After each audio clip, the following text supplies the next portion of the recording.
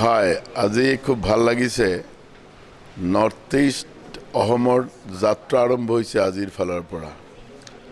আৰম্ভণিত এটা পৰ্টেল হিচাপে আৰম্ভণি হৈছে আৰু মই ভাবোঁ যে তেওঁৰ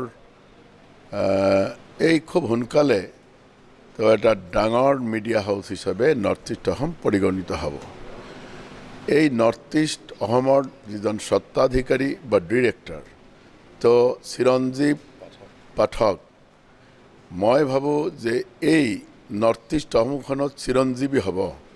কেতিয়াও নৰ্থ ইষ্ট অসমেৰ কেতিয়াও কোনো এনেকুৱা আমি ঈশ্বৰৰ ওচৰত প্ৰাৰ্থনা কৰোঁ যাতে কোনো দণ্ড দুখ নাহে আৰু ৰাইজৰ কাৰণে ৰাইজৰ বাতৰি যাতে সঠিকভাৱে পৰিৱেশন কৰিব পাৰে।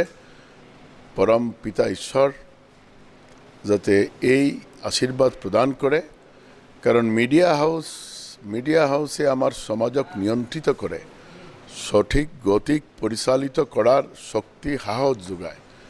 এই ক্ষেত্ৰত মই ভাবোঁ যে নৰ্থ ইষ্ট অসম তেওঁৰ সঠিক ভূমিকা পালন কৰিব। যেনেকুৱা সৃষ্টিৰ কাৰণে নাৰদ ঋষি নাৰায়ণক জাগ্ৰত কৰিছিল, ঠিক তেনেকুৱাই এই নৰ্থ ইষ্ট অসম আমাৰ নৰনাৰায়ণক জাগ্ৰত কৰিব চিৰঞ্জীৱ পাঠকেৰ জৰিয়তে। তেওঁৰ মাধ্যমত মই বিশ্বাস ৰাখোঁ আৰু লগে লগে পৰম পিতাৰ ওচৰত প্ৰাৰ্থনা কৰিছোঁ, যাত্ৰা সুফল হওক, শুভ হওক, চিৰঞ্জীৱী হওক। সত্য বিশ্বাসৰ সততাৰে ৰাইজৰ স্বাৰ্থ। North east news Assam.